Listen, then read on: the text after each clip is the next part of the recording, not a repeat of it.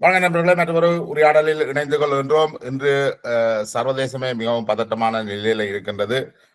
Ayatollah கொமைனி, ஈரானுடைய தலைவர் Ayatollah கொமைனி அவர்கள் அவர்களுடைய குடும்பத்தினருடன் கொல்லப்பட்டிருக்கின்றார். சர்வதேச சூழல் ஒரு யுத்த சூழலாக இருக்கின்றது. இது தொடர்பில் நம்மோடு உரையாடுவதற்கு சர்வதேச விவகாரங்களில் முக்கியத்துவம் பெற்ற ஆய்வாளர் ஆண்டனி பீட்டர் அவர்கள் எங்களோடு இணைந்து கொள்கின்றார் ஆஸ்திரேலியாவிலிருந்து. வணக்கம் ஆண்டனி. வணக்கம் ஜெயபாலன். வணக்கம் தேசம் நேரருக்கும் எனது வணக்கம். என்னடா, நான் இப்ப உங்களுக்கு சொல்ல தேவையில்லை. உலகத்துல இருக்கிற பதட்டமான சூழலும் நாங்கள் ஒரு முக்கியமான காலகட்டத்துல வாழ்ந்து கொண்டு இருக்கோம் நினைக்கிறேன். எங்களுடைய தலைமுறை இலங்கையை பொறுத்த வரைக்கும் நாங்கள் மின்சாரம் இல்லாத, தண்ணீர் வசதி இல்லாத ஒரு சூழல்ல வாழ்ந்தோம். அதுக்கு பிறகு அங்க கம்ப்யூட்டரோ கணனிகளோ இருக்கே இல்ல, ஒரு யுத்த சூழல். அதுக்கு பிறகு நாங்க புலம்பெயர்ந்து வாழ்கிறோம், ஒரு கணனிமயப்படுத்தப்பட்ட அதிநவீன சூழல்ல வாழ்கிறோம். அன்றைக்கு நாங்கள் இருக்கின்ற பொழுது உலகம் இரு துருவ நிலையில இருந்தது. இன்றைக்கு அது கல் துருவம் என்று சொல்றோம். அப்படி மாறிட்டுதா இல்லையான்றதையே இன்றைக்கு திருப்பி கேள்விக்குறியாக இருக்கு. நினைக்கிற உலகம் இவ்வளவு சிறியதாக முந்தி இருக்கையில் என்று நான் நினைக்கிறேன். எப்படி இந்த கொமைனி அமெரிக்காவினுடைய இந்த நடவடிக்கைகள் இப்ப வெனிசுவேலாவில நடந்த நடவடிக்கை நடந்து சில வாரங்கள்லயே கொமைனி மீதான தாக்குதல் நடத்தப்பட்டிருக்குது. உங்களுடைய புரிதல் எப்படி இருக்கு இதுகள் தொடர்பில்? இது ஜெயபாலன், இப்ப இது நான் இப்ப வெனிசுவேலா பிரசிடென்ட் கேப்சர் பண்றேன்டான இப்ப ஈரானியன் லீடரை கொலை செய்தது பார்க்க இது நான் வெனிசுவேலாக்கும் ஈரானுக்கும் மட்டும் எதிரான ஒரு நடவடிக்கை நான் இதை பார்க்கல. இது முற்று முழுதான் ரஷ்யாவுக்கும் சைனாக்கும் எதிரான நடவடிக்கையாத்தான் நான் இதை பார்க்கிறேன். இப்ப அமெரிக்கா டெஸ்ட் பண்ணுதா? இப்ப ரஷ்யாவோ சீனாவோ எப்படி இதுல ரியாக்ட் பண்ணினோம் அல்லது தலையீடு செய்யணும் பாக்கணும்? என்ன பொறுத்த வரையில ஜெயபாலன், இப்ப நீங்கள் அமெரிக்கா பாத்தீங்கன்னா எல்லா விஷயத்தையும் நீங்க பார்த்து கொண்டு வரைக்க, இப்ப வெனிசுவேலா பிரசிடென்ட் இப்போ கேப்சர் பண்றேன், ஈரானியன் பிரசிடென்ட் கொலை செய்யறேன், எல்லாம் ஒரு தன்னால முடியும், என்னால என்னவும் செய்யலாம் அப்படியான நிலைமை நான் செய்து கொண்டு போவேன். நீ உன்னால தைரியம் இருந்தா என்ன நிப்பாட்டு, அல்லது என்னோட என்ன நிப்பாட்ட பேர். உனக்கு தைரியம் இருந்துச்சுன்னா வா. ஏன் அப்படி ஒரு நிலைக்கு அமெரிக்கா வந்திருக்கேன்டா. இப்ப நீங்க பாருங்க, பிரிட்டன்ல இருந்து அமெரிக்கா ஒரு உலக ஆளுமை, அதாவது டொமினன்ட் பவரை பிரான்ஸ் கேட்க எல்லாரும் அமெரிக்கா வந்தா நாங்கள் எல்லாரும் நன்மை பெறுவோம் என்ற ஒரு நிலையை தான் அமெரிக்கா கொண்டது. பிரிட்டன்ல இருந்து அமெரிக்காவுக்கு சூப்பர் பவர் மாறக்க ஜெயபாலன் ஒரு பெரிய எதிர்ப்புகள் ஒன்றும் இல்லை அமெரிக்காவுக்கு எதிராக. 2வது உலக யுத்தத்துல பிரித்தானியா தூக்கி கொடுத்தது தானே வீட்டு. அதான் அப்படி குறுக்கேக்க ஜெயபாலன் ஒரு பெரிய எதிர்ப்புகள், இப்படி இவர் வந்தா எங்களுக்கு பெரிய பிரச்சனையா இருக்க போகுது, இவையில் வந்தா ஜனநாயகம் இல்லாம போகுது, இவையில் வந்தா மனித உரிமையில காக்குறதுக்கு ஆக்கள் இல்லாம போகுது, அப்படி இப்படி என்ற ஒரு எதிர்ப்பு வினைகள் அமெரிக்கா எதிராக வரையில. ஆனா அதே நேரத்துல சைனாட நிலைப்பாடுகள் சைனா வந்தா இந்த உலகத்துக்கு என்ன நிலைப்பாடு வரப்போகுது, என்ன இப்ப ஜனநாயகம் இல்லாம போகுதுன்னு சொல்லி ஒரு போக்க அமெரிக்கா சொல்லி கொண்டு இருக்குது. இனி மனித உரிமைகளை பற்றி எல்லாம் சொல்லி கொண்டு இருக்கு. அப்ப இந்த நிலையில சைனா ஒரு பிற்போக்குவாத ஒரு நாடாத்தான் அந்த பிம்பத்தை அமெரிக்கா காட்டிக்கொண்டு இருக்கு. சரியோ, அப்ப ரஷ்யாவையும் அப்படித்தான் அதை காட்டிக்கொண்டு இருக்கு. அப்ப இந்த நிலையில என்னென்று அமெரிக்கா ஒரு உலகத்தை ஆளுற ஒரு கிரவுனை கொடுத்துட்டு என்ன நிவேலுக்கு கீழே இருக்க போகுது, அப்படி ஒரு பிளான் அமெரிக்காவுக்கு இல்ல. சைனாவோ ரஷ்யாவோ நாங்கள் யாரையும் கைப்பற்றி ஆளப்போறேல என்ற சமிஞ்சைய இவை ஏற்றுக்கொள்ற மாதிரி இல்லையா? இப்படி ஒரு சமிச்சையை வச்சாலும் ஆனா அமெரிக்கா அதுக்கு எதிர்மான சமிச்சையில வச்சோன்னு இருக்குது. இப்ப பிரிட்டன் ஒரு குறைய சொல்லி இருக்கு, எதிர்கட்சி, அதாவது ரஷ்யா எதிர்கட்சியோட தலைவரை நஞ்சு வச்சு கொண்டு சொல்லி. அப்ப அதே மாதிரி அமெரிக்கால ஒரு பெரிய அதாவது சைனால எதிர்கட்சி இல்ல, கம்யூனிசம் அப்படி இப்படி சுதந்திரம் இல்லை, அப்படி இப்படி என்று சொல்லி அப்படி ஒரு பிம்பத்தை பரப்பிக்கொண்டு இருக்கு. இந்த நிலையை வச்சுக்கொண்டு இருக்கிறதால அமெரிக்கா என்ன தான் செய்யலாம், ஏனென்றா இவர்கிட்ட கொடுத்த உண்மையான ஒரு லீடர்ஷிப் இல்லைன்ற மாதிரி காட்டிக்கொண்டிருக்கிற வடிவா அதை அப்படியே செய்து கொண்டு அந்த தன்னுடைய உலக ஆதிக்கத்தை என்னத்தை செய்தும் தக்க வச்சு கொள்ளோடும் நிலையில அமெரிக்கா இருக்குது. நீங்க நினைக்கிறீங்க உலக நாடுகள் வந்து தனித்தனியாக பார்த்தோம்னு சொன்னால் அவர்கள் அமெரிக்காவுடைய இந்த மேலாதிக்கத்தை ஏற்றுக்கொள்றவர்களாகத்தான் இருக்கிறார்கள் என்று நினைக்கிறீங்களோ நீங்க? அப்படித்தானே அமெரிக்கா செய்து கொண்டு இருக்கு ஜெயபாலன். இப்ப அது அமெரிக்காவுடைய ரோல் என்னது, அதாவது சூப்பர் பவரா இருந்தா அதை எப்படியும் தக்க வச்சு கொள்ளணும்ன்ற ஒரு நிலைப்பாடுல அமெரிக்கா இருக்குத்தானே. அப்ப அது தக்க வச்சு கொள்ற நிலையில இருக்கேக்க சைனாவையும் பற்றி ஒரு பிள்ளையான பிம்பத்தை சொல்றது, ரஷ்யாவை பற்றி ஒரு பிள்ளையான பிம்பத்தை சொல்றது, இந்த இந்தியா பற்றி ஒன்றும் சொல்ல தேவையில்லை. இந்தியா ஒரு பெரிய ஒரு ஆதிக்க நாடா வர்ற மாதிரி இல்லைன்னா இந்தியாவுக்கு தனக்கண்டே ஒரு சோசியல் மீடியா இல்லை, தனக்கண்டே ஒரு இமெயிலோ ஜிமெயில் மாதிரி இந்த வாட்ஸ்அப் மெசேஜ் எல்லாம் வந்து வெஸ்டர்ன் பேஸ்ட். அமெரிக்காவுக்கு தெரியும் இந்தியா ஒரு கைப்பாவியா தான் இருக்கு. அப்ப இந்தியா பற்றி கவலைப்படக்கூடிய விஷயங்கள் கணக்கே இல்லை. இந்தியா தனக்கு ஒரு அச்சுறுத்தலாம் வந்தா அதை எப்படி பிரிச்சாள்றன்னு இந்த அமெரிக்காவுக்கு நல்லா தெரியும். மதுரோவை கைது செய்யற மாதிரி மோடியை கைது செய்யறதோ அல்லது கொமேனியை கொல்ற மாதிரி மோடியை கொலை செய்ய வேண்டிய அவசியம் கூட அமெரிக்காவுக்கு இருக்காது. இவர்கள் சொன்னதை கேட்பினோம். அதான் இவையில ஒரு உண்மையில ஒரு பொம்மைகள் பாப்பேன். அப்ப இந்தியா வந்து தன்னுடைய அந்தஸ்தை வந்து சைனா வந்து அமெரிக்காவிலும் விட அமெரிக்கான 2வது பெரிய பொருளாதாரமா இருக்குது. அது இன்னும் சில ஆண்டுகள் 2050 அமெரிக்காவுடைய பொருளாதாரத்தை மேவி விடும் என்று எல்லாம் சொல்லப்படுகிறது. அப்படி ஒரு கட்டம் வரைக்கும் இந்தியாவுடைய ரோல் வந்து சர்வதேசத்துல இந்தியாவுக்கு ஒரு ரோல் இருக்காது. இப்ப இந்தியாவுக்கு வந்து கேக்குது தன்னை செக்யூரிட்டி கவுன்சிலுக்கு எல்லாம் கொண்டு போக சொல்லி எல்லாம் கேட்கறது, இதெல்லாம் சாத்தியப்படுமா இந்தியாவுக்கு? ஜெயபாலன் இப்ப நடக்கிறத பாத்தீங்கன்னா இவ்வளவு விரைவா விஷயங்கள் நடந்தோன்னு போகுது. இந்த உலகம் 250 வரையும் இப்படியான நிலையில இருக்குமான்றது ஒரு கேள்விக்குரியன்னு உங்களுக்கு விளங்க இல்லையா? 2050 இந்த உலகம் இதே மாதிரி இருக்கான்னு சொல்றீங்க?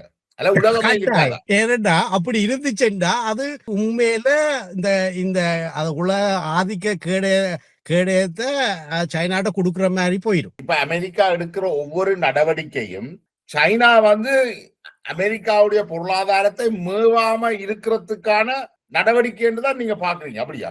உண்மைதான், உண்மையா ஜெயபாலன். இப்ப வெனிசுவேலால போய் அவரை பிரசிடண்ட் பிடிச்சு ஆயில தண்ட ஆதிக்கத்துக்கு கொண்டு வந்ததும், இப்ப ஈரான் அடிச்சு ஆயில தண்ட ஆதிக்கத்துக்கு கொண்டு வரதும் எல்லாமே என்ன சைனாவுக்கு எதிராக தான் இதெல்லாம் நடக்குது. சைனாக்கும் ரஷ்யாவுக்கும் எதிராக அவைகளோட கூட்டு கொலாபரேஷனுக்கு எதிராக தான் அமெரிக்கா எல்லாம் செய்து கொண்டு வருது. அப்ப சைனா இதுகளை பார்த்து கொண்டு இப்படி இருந்தோண்டு போகணும் மொழிய சைனா உண்டுனா அமெரிக்கா சொல்லும் சரிவா நாங்கள் ஆல் அவுட் போருக்கு போவோம். ஏன்னா ஜெயபாலன் இப்ப இன்னொரு 10-20 வருஷம் விட்டா சைனாட டிஃபென்ஸ் கேப்பபிலிட்டி மச் அது எல்லா வகையிலையும் அமெரிக்காவிட மிஞ்சிடும்.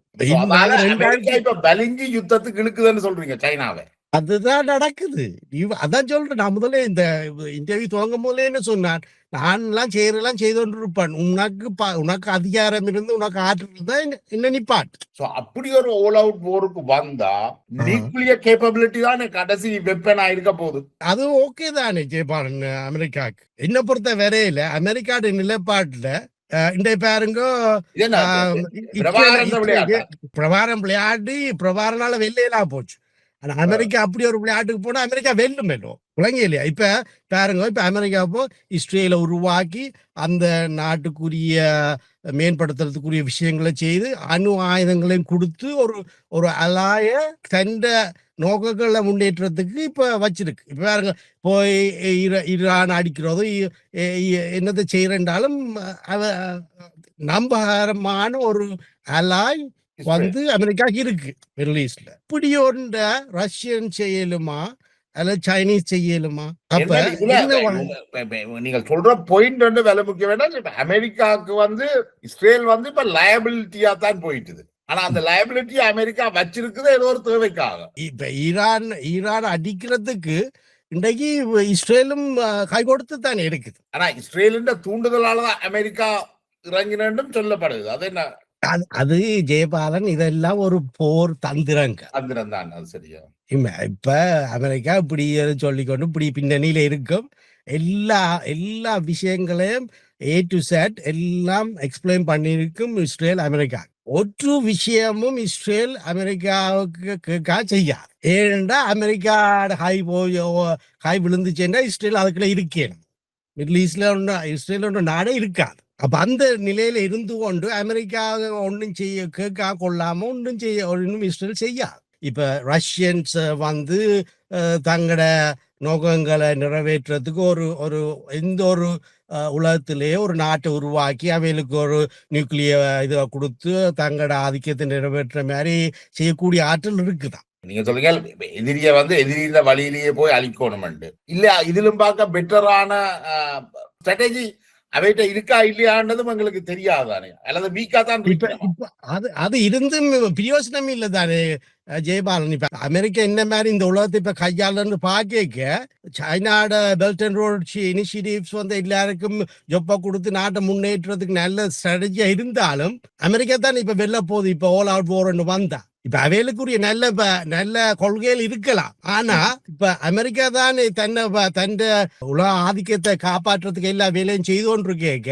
இவைகளுக்கு நல்ல பாலிசி இருந்தாலும் அந்த பாலிசி வேலை காப்பாற்றாது ஜெயபாலன். இப்ப நீங்க சொல்லிட்டே பாருங்க, இன்னைக்கு நான் குடிக்கிறேல கொள்றேல இதை கேளுங்க ஜெயபாலன். நான் களவெடுக்கிறேல குடிக்கிறேல நல்லா படிக்கிறேன் நான் என்று சொல்லி போய் யார்கிட்டே ஒரு ஆள்கிட்ட கேட்கலும் எனக்கு ஒரு டிக்கெட் தான் ஹாலிடேக்கு போறதுக்கு.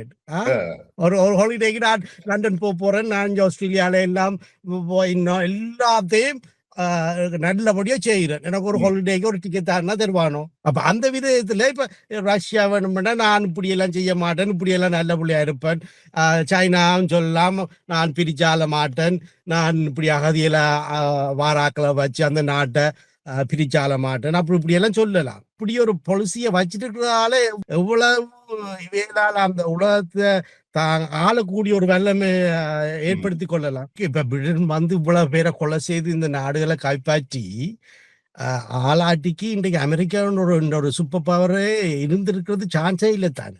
அது அப்படியெல்லாம் செய்யாமல் சீனா வந்து ஒரு சூப்பர் பவரா வார அளவுக்கு வந்துட்டுது. இப்ப கடைசி இருக்குது வந்துட்டு நான் ஏற்றுக்கொள்ள மாட்டேன். வந்துட்டேன்டா இன்றைக்கு ஈரான் அமெரிக்கா போய் அடிச்சிருக்கா, வெனிசுவேலா பிரசிடென்ட தூக்கி இருக்காது அமெரிக்கா. அப்ப இப்படி அமெரிக்கா இவ்வளவு துணிவா செய்யற வடிவா ஏதோ அமெரிக்காவுக்கு இருக்கு அவன் எண்ணத்துல இவையிலாலே இயலாது. டிஃபென்ஸ் வேலையில மேனுபேக்சரால வேலையிலும் டிஃபென்ஸால வேலையால இயலாது என்ற ஒரு எண்ண கருத்தோட தான் அமெரிக்கா இதெல்லாம் செய்து கொண்டிருக்கு. அதை வச்சு அந்த டிஃபென்ஸ் நீங்க சொல்ற மாதிரி அந்த 15 வருஷ காலத்தை சீனாக்கு கொடுக்காம அமெரிக்கா ட்ரை பண்ணுது. இப்பவே அடிபட்டு பாப்ப மட்டும் நிக்குது. அந்த நோக்கத்துல அமெரிக்கா போய் கொண்டிருக்கு ஜெயவா. ஒவ்வொரு பாருங்க இவ்வளவு வெனிசுவேலால இருந்து இவ்வளவு குயிக்கா இன்றைக்கு ஈரானுக்கு அடி நடந்திருக்காண்டு. அப்ப பாருங்க அந்த இப்ப நாட்களை கூட விடுற வந்து அமெரிக்கா பாக்குது தனக்கு தோல்விக்குரிய சந்தர்ப்பங்கள் கூட வருதுண்டு. அப்ப இவ்வளவுக்கு நீ நாட்களை குறைக்கலுமோ அந்த ரீதியில அமெரிக்கா போய் கொண்டிருக்கு. இப்ப அமெரிக்கா எடுக்கிற இந்த ஸ்ட்ராட்டஜிஸ் வந்து இது ஒரு ட்ரம்ப் முடிவு இல்லைன்னு நினைக்கிறீங்களா? இது ஒரு ஆள் எடுக்கிற முடிவு இல்ல ஜெயபாலன். இது அமெரிக்கால ஒரு வீதமான ஆட்கள் பில்லியனர்ஸ் அவையெல்லாம் எல்லாத்தையும் நிர்ணயிக்கிறது. 1% of the Americans have all the power and wealth. அவையில் சொல்றதா நடக்குது. அவங்க ஒரு டெமோக்ராட்டிக் பைடனை கொண்டு தன் ஆல்வங்க செய்வாங்க.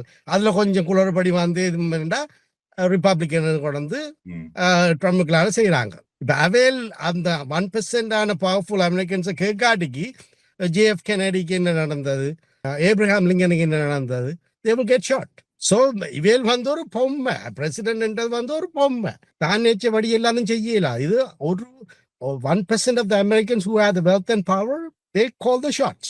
அப்ப அந்த அதன்படித்தான் நடந்து கொண்டு இருக்குது. Trump he is going with the flow. அவங்க என்ன சொல்றாங்களோ அதன்படித்தான் நடந்து கொண்டு போகுது. இப்ப என்ன பொறுத்த வரையில இது அமெரிக்கா இப்ப இது இல்லாட்டிக்கு இப்போ என்ன கிரீன்லாண்ட் எடுக்கும். இல்ல கிரீன்லாண்ட் எடுக்கிறதுல பிரச்சனை இருக்கான்னு நினைக்கிறேன். இப்ப என்ன சொல்லுங்க ஜெயபாலன், வேலை நீ வேணும்டா வா அடிபாடு கடைசியில ஆத்தாம எக்கடமிக்கலால கூட மூவ் பண்ண போயினோம்டா ஏன்னா ஏலாதானே ஜெயபாலன். ஏண்டா என்ன வளங்கள் எல்லாம் சுத்தி வரக்கூடிய வளங்களை எல்லாம் அமெரிக்கா கைப்பற்றி கொண்டு வரைக்க அமெரிக்காவுக்கு வந்து நம்ம எக்கனமியா வாரத்துக்குரிய சந்தர்ப்பங்களும் குறைந்தானே. ஆனா இப்ப இன்னொரு பிரச்சனையும் இருக்குல்ல, இப்ப அன்றைக்கு செகண்ட் வேர்ல்ட் வார் அதுக்கு பிறகான காலகட்டங்கள்ல எண்ணெய் வளம் வந்து ஒரு முக்கிய பிரச்சனையாக இருந்தது. ஆனா இன்றைக்கு solar power, alternative energy, alternative power எல்லாம் வந்து எண்ணெய்க்கு அவ்வளவு முக்கியத்துவம் இருக்கா? இப்ப சீனா வந்து ஆல்டர்னேட்டிவ் எனர்ஜில ஒரு லீடிங் கண்ட்ரி என்ன. ஆனா அதுக்காக வேண்டி முற்று முழுதா என்ன இல்லாம தன்னுடைய எக்கனாமிக் ஸ்டேட்டஸ் தக்க வச்சு கொள்ளாமண்டும் இல்லத்தானே. இப்ப ஏற்கனவே சோலார் பவரால நல்ல முயற்சிகள் நடந்து கொண்டு இருக்கு. ஆனா அது மட்டும் சைனாவோட மேனுஃபேக்சரிங் ஸ்டேட்டஸை தக்க வச்சு கொள்றதுக்குரிய வாய்ப்புகள் இல்லத்தானே. எப்படியும் ஆயிலுக்கு எண்ணெய் வளம் கட்டாயம் தேவை தானே சைனாக்கு. அப்ப இப்ப நீங்க பார்க்க இப்ப இதுகளை தான் பார்த்தோன்னு வந்தீங்கன்னா அமெரிக்கா வந்து எல்லா வகையாலையும் அந்த பொருளாதாரத்தை முடக்கி கொண்டு வர அளவுக்கு தான் இப்ப அமெரிக்கா செய்து கொண்டு இருக்குது. இப்ப வெனிசுலால எண்ணெய் வளத்தை எடுத்து பிரசிடென்ட பிடிச்சி அந்த எண்ணெயை தண்டை காய்க்க கொண்டு எண்ணெய் இப்ப ஈரானுக்கு அடி விழுந்திருக்கு. ஈரானோட எண்ணெய் வளங்களை தண்டை கொண்டு வரைக்கும் என்ன அதோட மாற்று கருத்து சைனாக்குரிய எண்ணெய் வளங்கள் குறைய போது அவங்களோட பொருளாதாரம் பாதிக்க போகுது. அப்ப இதை நிப்பாட்டுறதுக்கு என்ன செய்யணும் சைனா? இனி அப்படி என்றா அமெரிக்காவுக்கு எதிராக போர் தொடக்கணும். போர் தொடர்ந்தா என்ன நடக்க போகுது? உலக அழிவு, மூன்றாவது உலக போர் வரப்போகுது. பெரிய அழிவுல சந்திக்க போறோம். இந்த கல்குலேஷன் அங்க ஒயில வச்சுதான் இந்த தொடர்ந்தும் இந்த நகர்வு இருக்குமென்னு யோசிக்கிறீங்க? இப்போதைக்கு ஒயில் இப்ப என்னென்ன விஷயங்கள் பொருளாதாரத்தை அவங்க குறைக்கலுமோ. ரேயா மெட்டீரியல்ஸ் இன்னொரு பிரச்சனை இல்லை அமெரிக்காவுக்கு. அது கிட்டத்தட்ட 80% சைனாவிட்ட தான் இருக்கு. அது சைனாட்ட இருக்குது. ஆனா சைனா அதுல கை வச்சா டரிஃப்ல இவங்க கூட ஃபுல்லா பிளாக் பண்ணி விட்டாங்கன்னா அமெரிக்கா வித்ட்ரா பண்ணிட்டு சைனாவிட்ட போட்ட அந்த டரிஃப அமெரிக்காவில தொடர்ந்து கொண்டு போயலாம் தானே போயிட்டு. என்னன்னா ரேயா கனிய வளங்களால அதுக்கு ஒரு கஷ்டங்கள் அமெரிக்காவுக்கு வந்து வரக்கூடிய சந்தர்ப்பங்கள் இருக்குது. அப்ப அதை தக்க வச்சுக்கொண்டு இதை கொடுத்துக்கொண்டு அதுல கொஞ்சத்தை எடுத்துக்கொண்டு இஞ்சால பக்கத்தால ஒரு அட்டாக்கை கொண்டு எண்ணெய் வளங்களை குறைக்கிறது தான். ஏதோ ஒரு வகையில அமெரிக்கா வந்து சைனாக்குரிய பிரச்சனைகளை உண்டு பண்ணி கொண்டுதான் இருக்கும் Jayapalan. Russia, China, North Korea இந்த 3 நாடுகளுமே க்ளோஸ் சொசைட்டியை தானே வச்சிருக்கணும். அதுல கன விஷயங்கள் சிலவளங்களுக்கு தெரியாதோ அவைண்ட பலம் பல இனங்கள் என்றும் இருக்குத்தானே. இப்ப ஜெயபாலன் அவைகளுக்குரிய பலம் இருந்தா என்னென்று அமெரிக்கா இவ்வளவு துணிச்சலா இதற்கு இறங்கி தான் நினைச்செல்லாம் செய்யும். அப்ப அதை நீங்க யோசி பார்க்கணும்.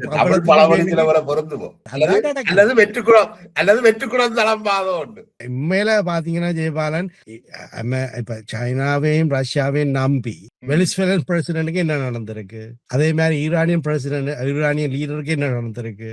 இல்ல இவன் முற்று முழுதாக நம்பி ஒரு பெக் கொண்டு இருந்ததா அவைக்கு என்ன சொல்றது ராணுவ என்ன தாக்கினால் எங்களை தாக்குற மாதிரி என்ன மாதிரியான அந்த அப்படியான ஒரு பெக் கொண்டு ஏற்படுத்தி இல்லையே.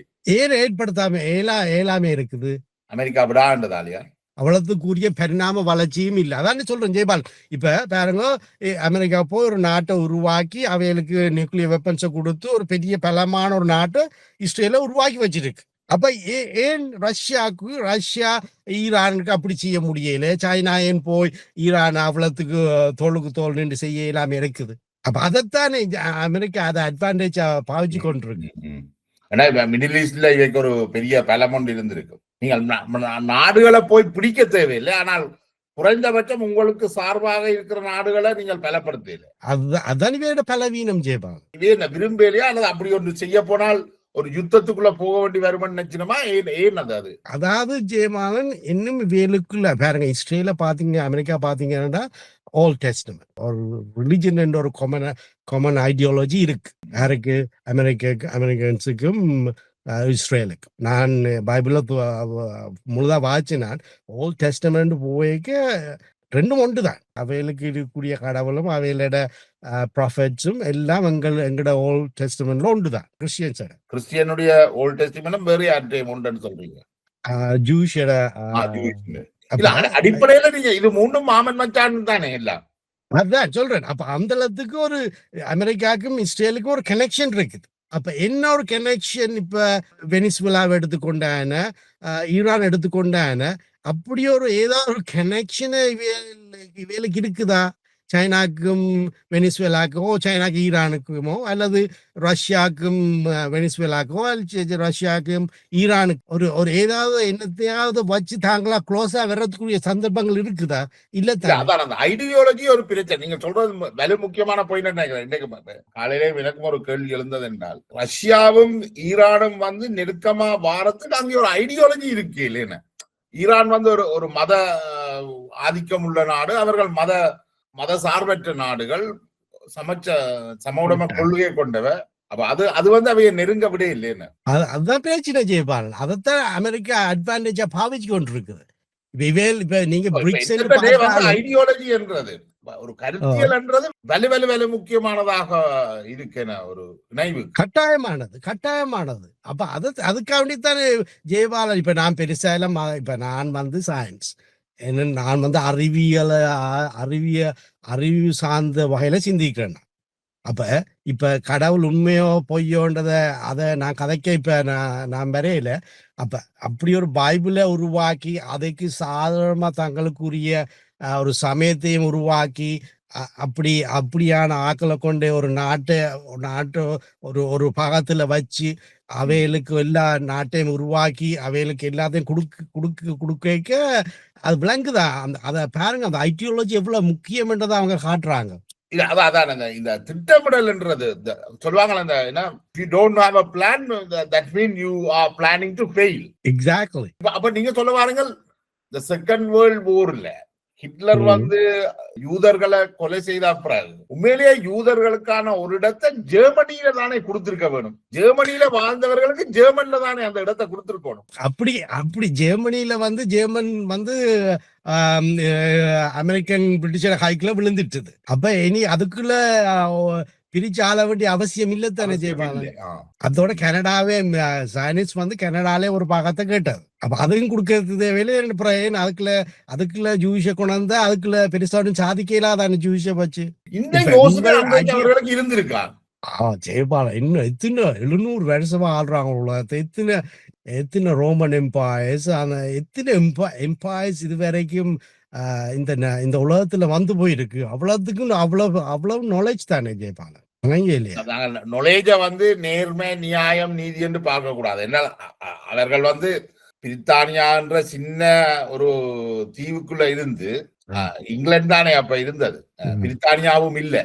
நாங்கள் சொல்ற ஐக்கிய ராஜ்யம் என்றது பிரித்தானியா, வேல்ஸ், ஸ்கொட்லாந்து, நொர்தர்ன் ஐலண்ட் நாளும் சேர்ந்தது. அன்றைக்கு இருந்தது இங்கிலாந்து. இங்கிலாந்துல இருந்து அமெரிக்காவுக்கு போய் அங்க இல்ல பூர்வீக மக்களை கொலை செய்து குடியிருத்தி இருக்கிறீங்க. இந்தியாவுக்கு போய் அங்க உள்ள பூர்வீக மக்களை கொலை செய்து குடியேற்றம் செய்திருக்கீங்க. அப்ப இவர்கள் வந்து அங்க இருந்தவர்கள் வந்து ஒரு இன்னசென்டானவராக இருந்திருக்கிறார், ஒரு அப்பாவிகளாக இருந்திருக்கிறார்கள். அந்த மக்கள் தாங்களும் தங்களுடைய வாழ்க்கையும் நிலமும் என்று வாழ்ந்திருக்கிறார்கள்.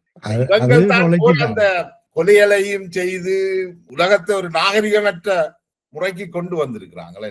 அது நாலேஜ் என்ன. இப்ப பாருங்க ஜெயபாலன், இந்த பிரிட்டிஷ் எம்பையர்ல என்று வந்தெல்லாம் ரோமன் எம்பையர்ல இருந்து வந்த மூலசாலிகள். இன்னைக்கு அந்த இப்ப பிரிட்டிஷ் வந்து the sun never sets on the British Empire சொல்லிக்க அந்த இங்கிலாண்டோட சனத்தொகை வந்து 16 மில்லியன், வெறும் 16 மில்லியன். அதாவது வந்து sons never set on the British empire என்று சொல்லி உலகத்தை அழைக்க.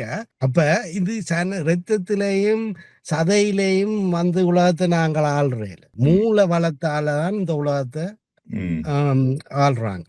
அப்ப அந்த ஐடியாலஜி எவ்வளவு முக்கியம். அவர்களுக்கு அது கடத்தப்பட்டிருக்கு. அதான் சொன்னேன், ரோமன் எம்பையர் விழுந்த பிறகு அதெல்லாம் அந்த மூளையெல்லாம் இங்கிலாந்துக்குள்ளதான் பூந்தது. அதனாலதான் 14 மில்லியனோட அவங்க இந்த உலகத்தை தக்க வச்சு கொண்டது. அதுக்கு பிறகு அந்த மூலையில் அங்கால அமெரிக்காவுக்கு போய் யூரோப்ல இருந்த மூலசாலிகள் எல்லாம் அமெரிக்காவோட சேர்ந்து அமெரிக்கா ஒரு சூப்பர் பவரா வந்திருக்கு. இப்ப நான் என்ன சொல்ல வரேன்னா, அந்த அப்பளத்துக்குரிய செயல்கள் திட்டமிடல் எல்லாம் அவங்களோட டிஎன்ஏல இருக்கு. அப்ப எங்கட ஆக்களோட டிஎன்ஏல என்ன இருக்கு? சமயத்தை வச்சு ஆக்களை பிரிக்கிறது, சாதியை வச்சு ஆக்களை மட்டம் தட்டுறது, மொழியை வச்சு ஆக்களை பிரிச்சு ஆள்றது. அப்ப எங்கட ஐடியாலஜி எங்கட சிந்தனையில பாருங்க கொம்பா அவங்களோட நாங்கள் இன்னும் ஒரு இன்க்ளூசிவான ஆக்களா, எங்களுக்குள்ளேயே நாங்கள் ஒரு இன்க்ளூசிவான ஆக்களா வர இல்லை.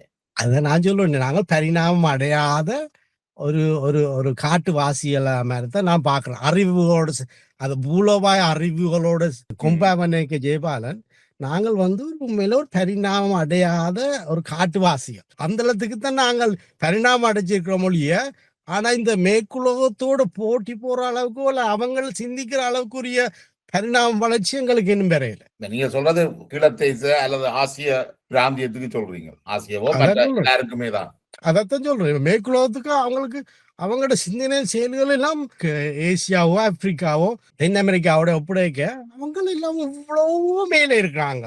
எவ்வளவோ ஒரு வகையில சிந்திக்கிற செயல்களும் அவங்களுக்கு இவ்வளவோ பரிணாமம் அடைஞ்ச அளவுல இருக்கிறாங்க. அதாவது அந்த அந்த பூலோக அரசியல்ல.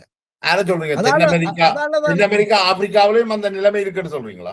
எல்லாம் அங்க எல்லாம் இப்ப எங்க ஆசியா மாதிரி தான் அவையிலும் அங்க நாங்கள் இருக்கிறோம். வளர்ச்சி அடைய அதாலதான் ஜெயபாலன் இந்த மேற்குலகம் இந்த உலகத்தை ஆண்டு கொண்டு இருக்குது. இவைகளுக்கு பரிணாமம் அவங்கள மேல சிந்திக்குரிய அளவு வந்திருந்தா இன்றைக்கு இப்போவே 700 வருஷமா இப்போ இந்த உலக ஆதிக்கம் அதாவது வந்து மற்ற இப்ப ரோமன் எம்பையர் எல்லாம் மேற்குலகம் தானே மற்ற எம்பையர்ஸோட பார்க்க ஆயிரக்கணக்கான வருஷங்கள் அவங்க உலகத்தை ஆதிக்கம் செலுத்தி கொண்டிருக்கிறாங்க. அவங்க ஏன் அப்படி செய்து கொண்டிருக்கிறாங்களே அவ்வளவுக்கு அவங்க இப்ப அந்த அந்த அதை வந்து அறிவு சார்ந்ததுல நல்லா அறிவு பெற்றிருக்கிறாங்க. ஆனா எங்களுடைய ஆக்கள் இந்தியா அறிவை வந்து நாங்கள் ஏற்றுக்கொள்ளுறேன் இல்லையா? அது ஒரு பெரிய சிக்கல் தான் இதுல. அதுதான் பிரச்சனை ஜெயபாலன். அதான் பிரச்சனை. இந்த அறிவுன்றது வந்து ஒரு ஒரு அதை ஏற்கொள்ளாத மாதிரி அது மேற்குலம் செய்து கொண்டு தானே போகும். மேற்குலம் வந்து உங்களுக்குள்ள யாராவது அறிவு வந்து அவனை எப்படியாவது மட்டன் தட்டி கீழே கொண்டு வந்தா தான் அல்லது தண்டை பக்கம் எடுத்துருவாங்க. தண்டை பக்கத்தை தான் வச்சிருப்பான். அப்படி யாரும் விழுந்தினமண்டா மற்ற பக்கம் அவனை அவனுக்குள்ளேயே மில்லியன் கணக்கான முட்டாளர் இருக்கு அவையெல்லாம் வச்சு அவன் முடிச்சு விட்டுருவான். இந்தியாவுக்கு ஒரு பெரிய வரலாறு இருக்கு. ஆனா மோடி என்ன போய் சொல்றாரு, இஸ்ரேல வச்சு இந்தியா தண்ட தாய்நாடு, இஸ்ரேல் வந்து பாட்டன் நாடு. இதை என்ன பாக்குறீங்க? சிரிக்கிறதா அழுகிறதாடு தெரியாம எனக்கு ஜெயபாலன். இந்தியாவுக்கு ஒரு கலாச்சாரம் இருக்குது, இந்தியாவுக்கு ஒரு மொழி இருக்குது, இந்தியா கணக்க மொழி இருக்குது. சரியா? உலகத்திலேயே பழமையான மொழி தமிழ் என்று சொல்லி இப்ப மலேசியாவுக்கு கிட்டத்தட்ட வந்துட்டு சொல்லி பெருமையா சொல்லிட்டு போறேன். பிறகு போய் அங்க இஸ்ரேல் இவ்வளவு ஆழமா வந்திருக்கு. அப்ப அப்படியே சொல்லேக்க எங்கட அறிவு எந்த நிலையில இருக்குன்னு உங்களுக்கு விளங்குது இல்லையா? அப்ப இஸ்ரேல் இதுகளை கேட்க அமெரிக்கா இதை கேட்க அவன் யோசிப்பாட முட்டாள்களே உங்களை நாங்கள் எவ்வளவு ஈஸியா பயன்படுத்தக்கூடியா இருக்குது. உண்மையிலேயே ரஷ்யா, சீனா, இந்தியா எல்லாம் தங்களுக்குள்ள ஒரு கோஆபரேஷனை இப்ப பல ஆண்டுகளுக்கு முதல் கட்டி எழுப்பி இருக்கணும். அதுதான் எதிர்கொள்றதாக இருந்தா பல ஆண்டுகளுக்கு முதலே அதை கட்டி எழுப்பி இருக்கணும். ஆனா இவைக்குள்ளேயே சந்தேகங்களும் போட்டிகளும் அதான் நான் அப்போ தூக்கம் சொல்லிக்கொண்டு வரேன். பிரிக்ஸ் என்றது வந்து ஒரு சிம்பாலிக். இவையிலால பெருசா ஒன்றும் சாதிக்க இயலாது. எங்க கொமன் கரன்சி கொண்டு வர சொல்லுங்க பாப்போம். இப்ப என்னன்னா அவ்வளவுக்கு அந்த ஐடியாலஜி இஸ் மிஸ்ஸிங். என்ன அதாவது ஐடியாலஜி வந்து காலங்காலமா ஏதாவது ஒரு ஒன்றை வச்சு அதை தங்களை ஒன்றிணைக்கக்கூடிய ஒரு ஐடியாலஜி இல்லை. அதனால வந்து நான் சொல்ல வரேன் என்னன்னா கஷ்டம் வேளால கஷ்டம் பண்ண ஒரு இயலாதுன்ற ஒரு வகையில நான் சொல்லுவேன். வேளால இயலாது, வேளால எந்த ஒரு வகையிலையும் ஒன்றும் செய்ய இயலாது. சும்மா அப்படியே சொல்லி கொண்டிருக்க வேண்டியதான். நாங்கள் 3வது கிழமையா வர போறோம், 1வது வர போறோம். ஆனா என்ன பொறுத்த வரையில அமெரிக்காவோட ஆதிக்கம் 2050 வந்து இப்போ உள்ள இந்த இதே அரசியல் தான் தொடர போகுதுன்னு நினைக்கிறேன். அடுத்த 15 ஆண்டுகளுக்கு எப்படியான ஒரு உலகத்துல நாங்கள் இருப்போம் நினைக்கிறீங்க? இது ஒரு பெரிய ஒரு அழிவை நோக்கி தான் போகுது ஜெயபாலன். எந்த ஒரு வகையில நான் அடிச்சு சொல்லுவேன் உங்களுக்கு, அமெரிக்கா சைனாட்டையோ ரஷ்யாட்டையோ இந்தியாட்டையோ கொடுக்க போறது இல்ல. அதே நேரம் ரஷ்யாவுடைய சைனாவுடைய வளர்ச்சியை தடுக்கிறதும் கொஞ்சம் கரைச்சல் இல்லையா? அது ஒரு யுத்தத்துக்கால மட்டும்தான் தடுக்கப்படும். காலப்போக்குல அதுதான் கடைசி முடிவு. நான் நினைக்கிறேன் ஒரு நீண்ட உரையாடல் என்று நினைக்கிறேன். உங்களுடைய நேரத்தை ஒதுக்கிய இந்த கருத்துக்களை பகிர்ந்து கொண்டமைக்கு மிக்க நன்றி ஆண்டனி. தேங்க்யூ. நன்றி.